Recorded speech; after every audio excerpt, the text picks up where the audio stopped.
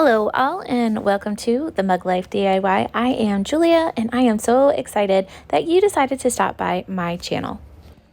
So today's Dollar Tree DIYs are just going to be pretty simple and I hope you get lots of inspiration from them.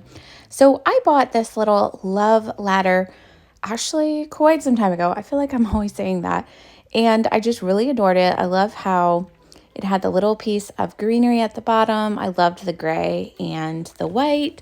So I knew I wanted to combine two pieces to make a larger Dollar Tree piece. So I just initially took off the staples and the little hanging piece on the back. And then I'm going to take one of these fall signs from Dollar Tree, and you guessed it, we're going to cut it down. So I just lined it up to where I knew I wanted it and took it out to my garage and used my miter saw and cut it down to the right size that I needed. I also gave that one side a little bit of a sanding just to make sure any loose frays or anything that had splintered would be nice and clean. Now, I always tell you guys that I just use hot glue because I like my pieces to be a little bit more easier to take apart if I want to, or recycle and reuse. That's kind of my motto. So I just hot glued the two pieces down and I felt like I didn't have enough contrast. So of course I think of this afterwards. I just took some of my white acrylic paint and distressed along the back side of the frame, and I just used my white acrylic paint, and I really love how simple and easy this project turned out, and it's going to be one of my favorites I keep around probably year-round. And project 2 is definitely going to be a project you can keep out all year round as well. I'm going to take my honestly new favorite things in the whole wide world are these Dollar Tree rub-on transfers. I have been doing so many videos with them and I'm just totally obsessed. So I took the Happiness is Homemade. I loved the brown. It was just a little bit different. So I decided to go with that brown for the center. And the wreath just wasn't big enough for me. So I kind of messed around with it and ultimately decided to go ahead, cut out that little eucalyptus wreath, which is just so pretty. And then I actually cut the wreath in half. Now, when I cut the wreath in half, I was able to move it up, and then I just added a little bit of extra greenery pieces to expand it outward. I hope that makes sense, but works out beautifully in the end. And with all of my working with these Dollar Tree rub-on transfers, the thing that I figured out best is definitely do, of course, your background first, then your foreground. Yeah, see, I was about to make the same mistake I have made not that long ago. So what I did, as I said, I just kind of pulled apart the eucalyptus wreath and just began doing the wonderful rubby, and you just want to make sure you get every single piece because this is a very detailed rub-on transfer. I definitely went back over and then did a slow peel just to make sure that every little piece of my wreath showed through. So I would just flip it back down, kind of pull and check it, and it just transferred so beautifully. I was definitely in love with this piece, and see how easy of a pull off it was. Now, I did the top, the Happiness is Homemade, and I just really love the contrast of that brown and the green. I think it's a really pretty color combo, and I have been so impressed with the darker colors, how they transfer. Now, I was nervous when I did an initial, it was a black background, and I was like, oh, you're definitely going to notice if something doesn't transfer.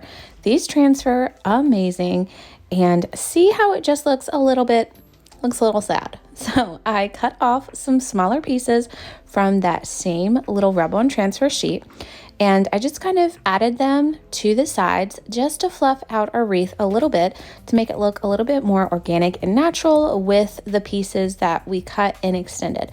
So I just added those to it and rubbed on both sides and made sure that it stuck extremely well. And I'm not even sure if I mentioned this little house is brand new to my Dollar Tree. It's kind of a new section. Crafting, kind of at the beginning of my store, is an entire end cap full of DIY farmhouse. And I definitely have picked up several items that I have already crafted with. So I did pick up a few of these houses. and I just adore them. Now, you guys, I feel like should already know we are going to finish off this piece just to have a completed look and overall aesthetic. Now, I am going to paint the sides with this beautiful taupe kind of khaki color that is Waverly, and I went around all of the edges, and I just really love that natural color. Now, project 3 is going to be taking a Dollar Tree larger piece and adding a thrift store find. But I do know you can substitute this with a Dollar Tree cutting board if you would like, but I just really loved the frame. Yes, I bought this Dollar Tree not for the cute little cotton sign, not even for the buffalo check, I know, shocker, but for the frame. I really loved how they added it and I wouldn't have to do it myself. So I knew I was going to DIY with it. So I found that little cutting board at the thrift store. I think I paid like 58 cents for it. Gotta love a good deal. And I'm going to take this Dollar Tree, I actually believe they call it wallpaper. I have crafted with these for, I can't even remember, as long as I found them, I've been crafting with them. I just love them. I think they just make things so much easier to craft with if you don't want to stencil, you don't want to paint. It makes it very user-friendly, which is a bonus. Now, of course, I feel like I should also say I can't cut or measure, so that's me. Hopefully, you guys are a little bit more talented in the measuring and cutting, because that is not your girl.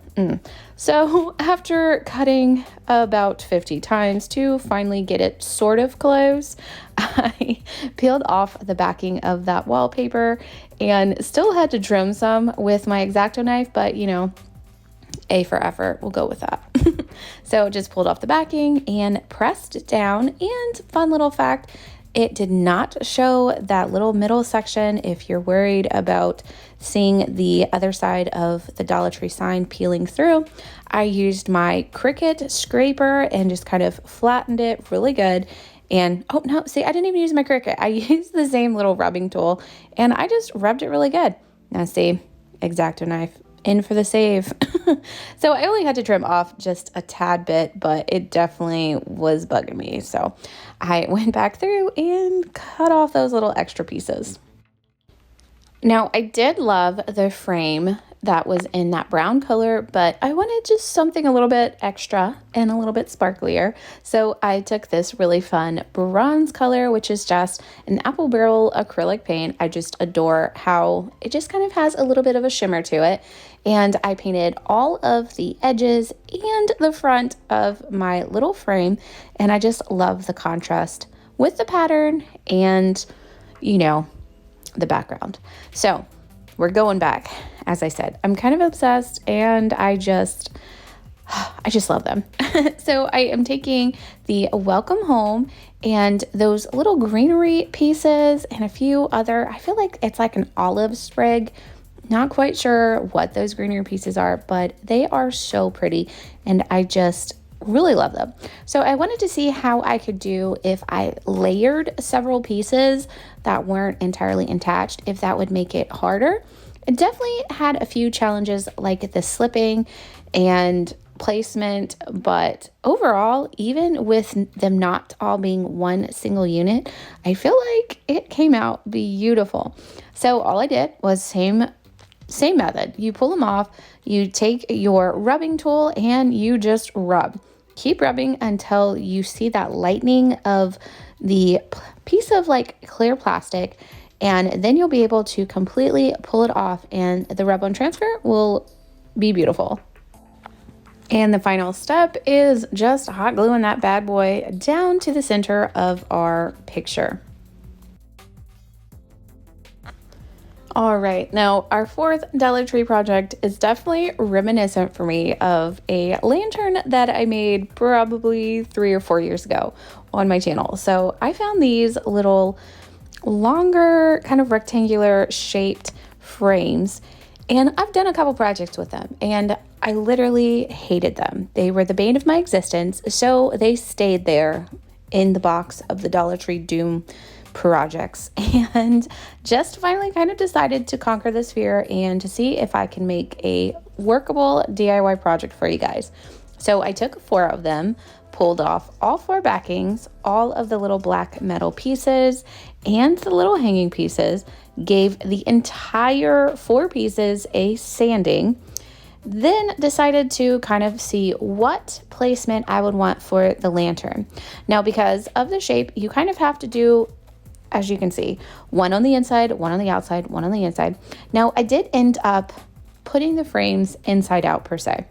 I really loved that little extra detail that the inside piece had. I feel like it made it look a little bit more like a lantern. So I went with good old trusty hot glue, pulled it down, and then started gluing all 4 sides. Now, I did want to give it a really secure hold while it was kind of being pieced together.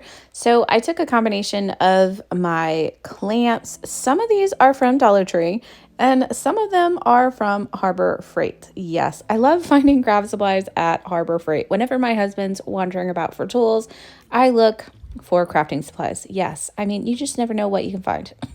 So I am placing them as I am gluing, and I'm not really worrying about all of the extra hot glue because I have an idea for that. I just wanted to make sure that it would glue as closely to each piece as I could. And you can see the clamps definitely helped a lot with that process. So I pushed them together and let that dry completely before I started the next step. Now, if I didn't mention, I, one, keep everything known to mankind, and this was from also Dollar Tree. I believe they are like a tile wooden plaque piece. Anyways, it fit perfectly up on top, so I just glued that down. Then I took a little Dollar Tree little cube for my little top section and pulled off all of my clamps. And because, hey, it was right in front of me, I took the bottom part of the little signs and decided to, hey, it's cardboard. I can cut this down to the appropriate size. And so I kind of roughly measured and then just used my X-Acto knife and cut that little cardboard piece down for the bottom. And since my X-Acto knife and measuring scales aren't quite up to par, I just used my little sanding sponge and kind of slimmed down the piece that was slightly crooked and glued it to the bottom of our little lantern. All right, now you might be thinking, what in the world are you using? Is that a little wooden apple? Yes, that is a little wooden apple. And yes, it's from the Dollar Tree. I got it during the fall crafting time. And I don't even know why this came to mind, but they kind of had that flat center or at the very top where the little apple stem came from. And I thought, hey, if I can kind of just pull those out, I can use that as a bottom piece. As I said, I am crafting with whatever I have on hand and just making the best work. And I really love how these little apples turned out. Now here is the secret ingredient to this lantern. I am taking some of my wood filler that I love using, not just for home DIY projects, but for my crafting.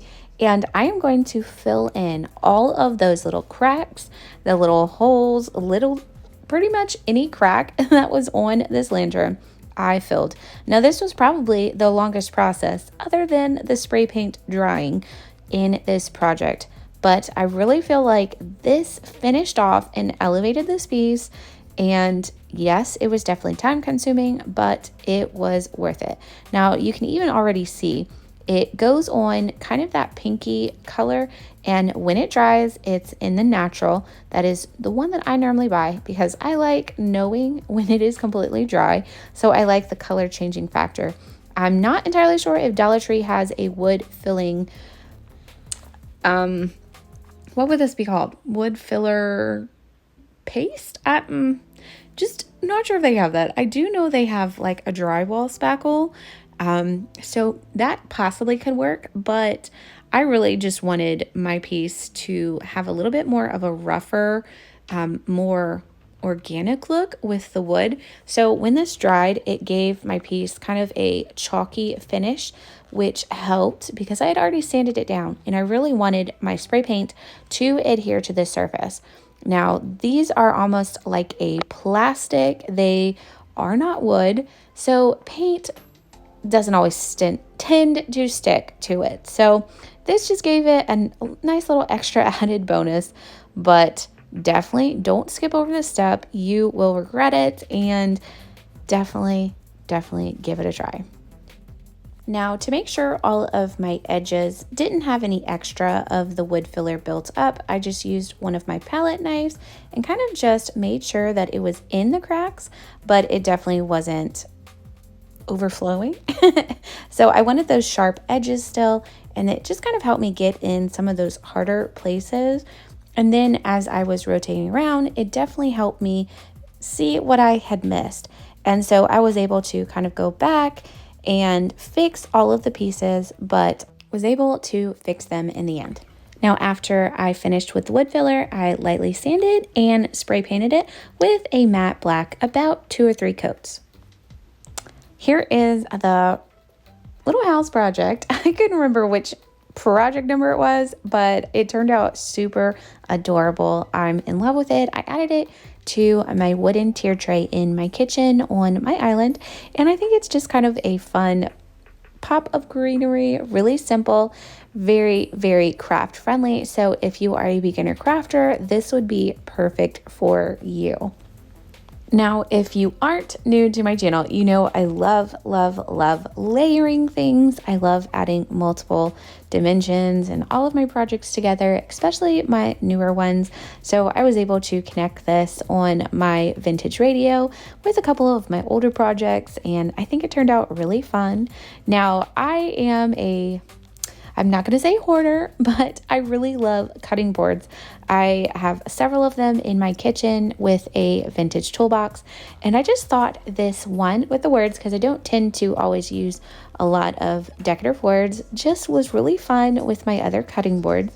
And I thought it was just really beautiful, and I loved the greenery and thought it was perfect for spring. Thanks so much for watching. I hope you had a fun time, and I'll see you next time. Oh yeah, and bonus, my friend just told me I didn't post a lantern, so here is the finished lantern piece. I love it. It is the centerpiece of my living room, and it is just so perfect. I hope you guys recreate this, and again, see you guys next time.